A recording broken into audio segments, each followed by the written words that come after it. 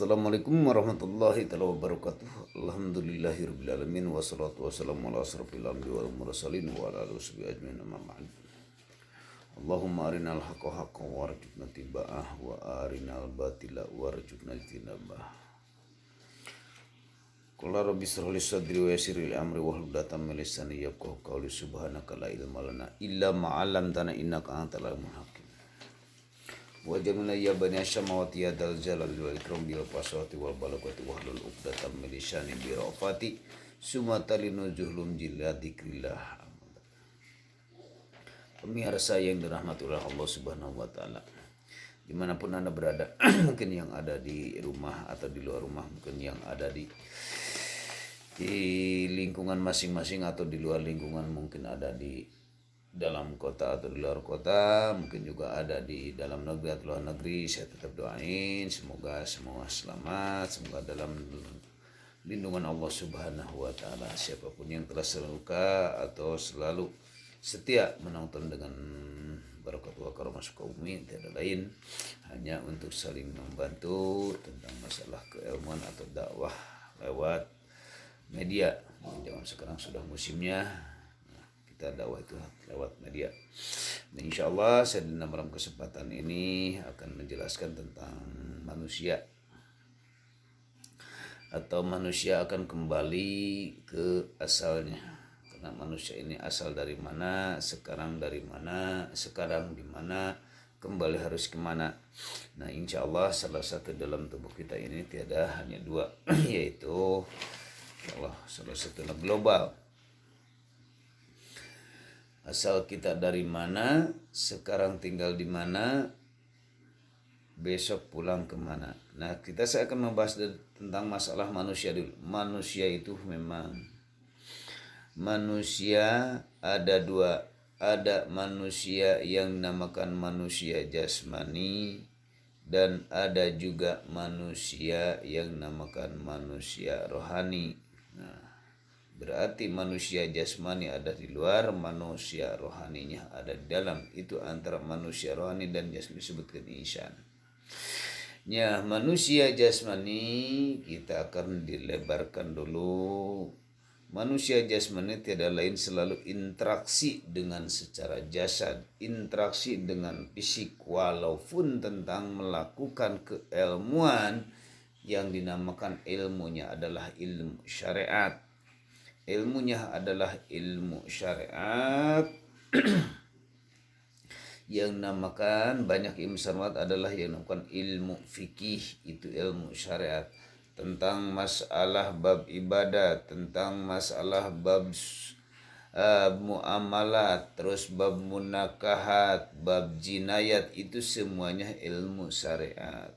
Yang selalu dominan orang itu para aswaja ahli sunnah wal jamaah yang dibawa oleh imam 4. Di antaranya Imam Maliki, Imam Hambali, Imam Hanafi, dan Imam Syafi'i yang dalam kitab Madzhabul Arba'ah. Ini yang selama ini kita dijalani dengan keilmuan ilmu syariat. Tetap wajib kita mengalinya, tetap harus berjalan dengan melaksanakan, mengkaji, datang ke tempat masing-masing atau tempat ke pengajian di lingkungan masing-masing atau di kampung masing-masing. Untuk secara praktek adalah secara fisik, maka dijelaskan tentang masalah ilmu syariat, cara sholat begini, caranya ibadah begini, cara wudunya begini, sampai ke itu harus dipraktekkan dalam fikih. Bahkan bab muamalat itu tetap harus diatur. Nah, itu secara manusia jasmani ini. Bab muamalat dari perkara zakatnya, dari perkara ukuran zakatnya, perkara sodakohnya, dari ukuran adaga ukurannya dari sodakohnya, atau ukuran yang lainnya tentang bab harta, semuanya. Disitulah dina yang selalu kita dikerjakan adalah secara jasmani. Ada di dalam pernikahan secara ilmu fikih bab munakahah, tegasnya bab pernikahan, tentang masalah pernikahan ini, bab pernikahannya, bab persyaratan perkawinannya, bab persyaratan jadi walinya, persyaratan jadi saksinya, atau persyaratan penceraiannya, atau persyaratan ketika kita sudah tak mampu lagi, persyaratan untuk idahnya, persyaratan haidnya, atau persyaratan kiswah napakahnya, tentang masalah gonogininya, tentang masalah itu semuanya di situ adalah bab pernikahan atau munakahah. Nah itu tetap harus secara syariat kita diikuti. Nah kita sebagai pemerintahan atau yang dinamai presidenan oleh Pak Jokowi tiada lain itu yang selalu dikerjakan tentang masalah ilmu syari atau ilmu syariat. Makanya diatur dalam Al-Quran, diatur di dalam kitab-kitabnya, sudah diperlebar lagi di dalam kitab-kitab fikih yang lainnya. Nah seandainya orangnya itu bagus, selalu menjalankan dengan syariat Allah atau syariat Islam yang kita dijalankan, dipraktekkan oleh dalam kitab-kitab, maka orang itu akan dimasukin ke surga mawa atau alamnya alam muluk, alam terendah. Alam muluk itu alam terendahnya, tetap itu orang bakal dimasukkan dalam surga. Nah Allah cuman alamnya surga yang terendah, cuma yang melakukan dengan syariat. Ada juga di dalam tubuh manusia jasmani itu adalah yang namakan kata ilmu tarekat. Ilmu tarekat merasalah semuanya perjalanan. Kalau semuanya perjalanan ini adalah tarekat, kita menuju kepada Allah. Nah kita melakukan sholat itu tarekat. Tarekat diperbaiki semuanya, caranya menuju ke Allah bagaimana, cara praktek sholat yang benar bagaimana, keilmuan khusyuknya bagaimana, terus sampai ke di sana dicari. Kalau lihat dari dikir mah itu dari dari dikir dohir sampai ke dikir batin, dari dikir jahar sampai ke dikir khafi atau nafi dikir sir, sampai ke sana dikir sirul asrar. Banyak lagi untuk menyampai kepada Allah. Itu nama thariqah perjalanan. Itu tetap harus digali, diikuti. Nah diikuti. Kenapa harus diikuti? Karena tujuan kita tiada lain. Akhirat itu adalah Gusti Allah, itu tujuan kita. Di dunia ini hanya semata. Makanya kita jangan sampai kita terlena dengan kemolekan dunia. Jangan sampai merasa terus betah di sini, karena kita besok atau lusa kita akan kembali. Ini adalah jasmani akan dibawa. Maka kita dipraktekkan secara dohirnya dengan ilmu dikir jaharnya. Apakah itu ada keuntungan bagi orangnya? Insya Allah di situ akan dimasukkan oleh Allah Subhanahu wa Ta'ala ke alam malakut, yaitu adalah disebutkan surga. Nah, surga naim. Surga naim itu surga kenikmatan di situ di alam malakut. Nah, orang yang selalu menjalankan tentang masalah ilmu thariqah, bila mana dia meninggal belum nyampe ke sana, insya Allah cuma keinginan untuk menyampai, mendorong untuk penyampaian kepada Allah, cuman Allah sudah berkehendak memanggil, itu akan dimasukkan ke surga naim. Nah, ada juga dari manusia jasmani, masih termasuk manusia jasmani, ilmu adalah ilmu marifat, surga firdaus. Nah, ilmu marifat tentang masalah pengetahuan untuk mengenal Allah. Dari mana? Dari sifat. Nah, dari af'alnya, dari akwalnya.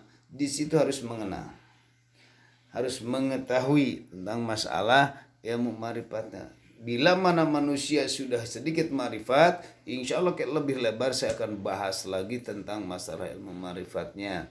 Lebih lanjut.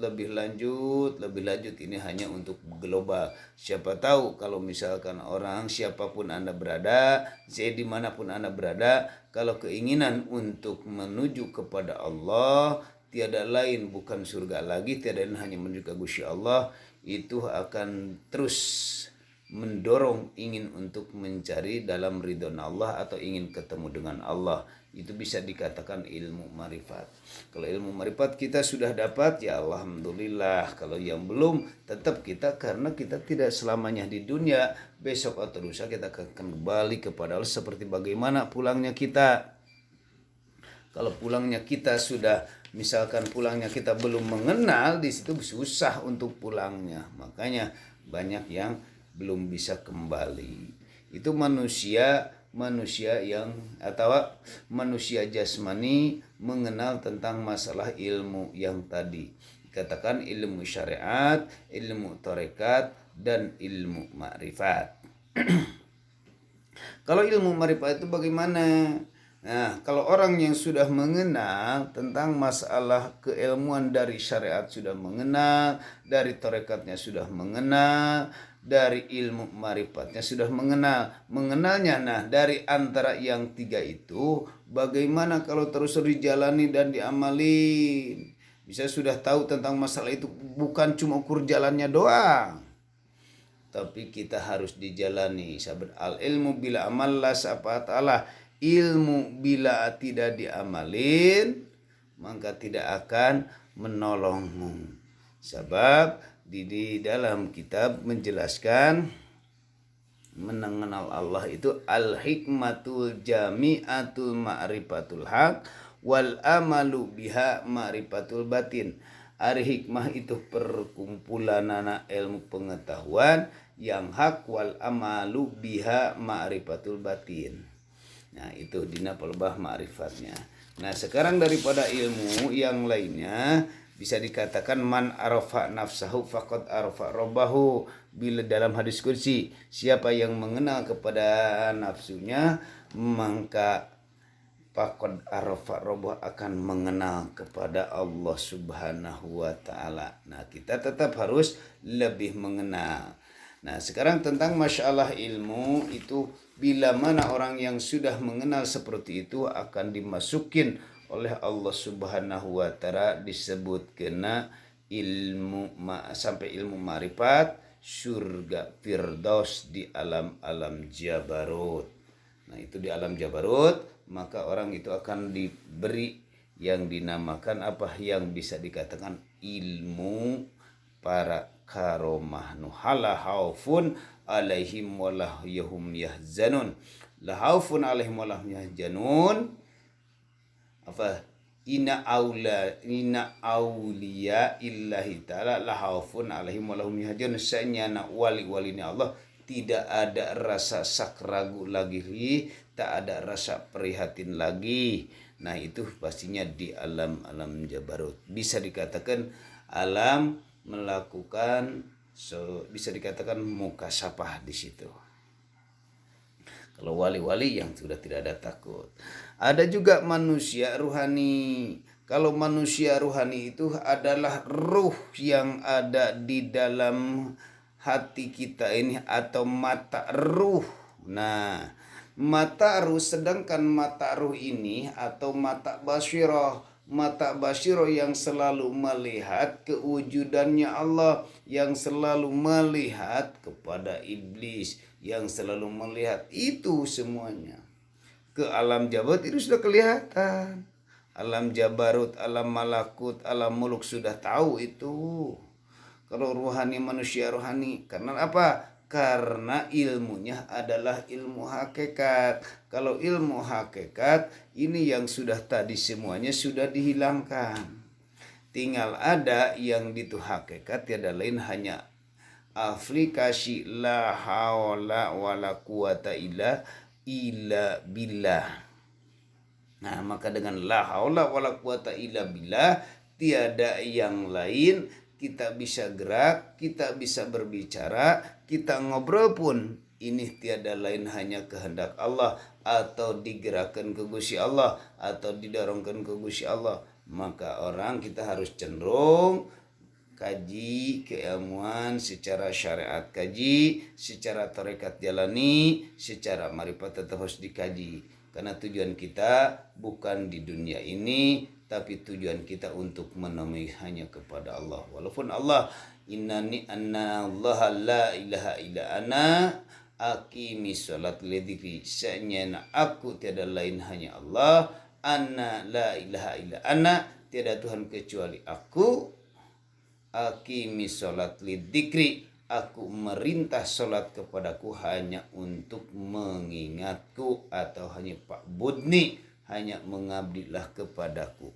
Itu diantaranya yang bisa dikatakan ilmu hakikat. Nah di sini orang udah mengatakan kanlah ilmu tentang masalah rahasia al-insanu syiri wa an-nasiru, manusia adalah rahasiaku, adalah aku adalah rahasianya. Bila mana sudah nyampe ke sana keilmuan dengan total, istilahnya musyahadatul kamil atau musyahadatul baqa, itu bisa mempunyai gelar maksum atau mahfud. Tegasna sudah kedekatan dengan Allah di alam kurbah, alam kedekatan di alamna bisa dikatakan alam laut. Sudah kembali ruh kita kepada Allah, asal dari Allah kembali ke Gusti Allah. Maka dengan ini berjalanlah kita yuk bersama-sama, kita saling bertukar pikiran, kita saling membenahi diri. Dari sekarang jangan sampai dientar-entar kita melakukan ngaji, tiada lain kita untuk bisa kembali kepada Allah, insya Allah. Dengan ada pengajian, pemakaran manusia, saya dina malam ini kurang lebih malam Kamis jam 3:10